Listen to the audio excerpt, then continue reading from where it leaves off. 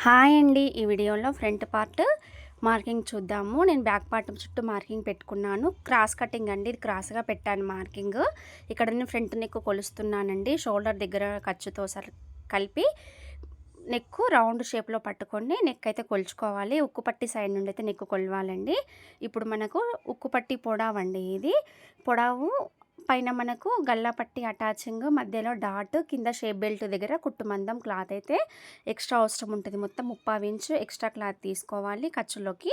ఇప్పుడు ఇది main dot అండి. ఫ్రంట్ పార్ట్‌లో వచ్చే మెయిన్ డాట్ షోల్డర్ దగ్గర నుండి పట్టుకొని స్ట్రెయిట్‌గా షోల్డర్ మెయిన్ డాట్ దగ్గర పట్టుకొని స్ట్రెయిట్‌గా మార్కింగ్ అయితే పెట్టాలి. ఫ్రంట్ షేప్ అనేది ఎక్కువగా సాగదీయకుండా పట్టాలండి. నార్మల్‌గా పట్టుకోవాలి.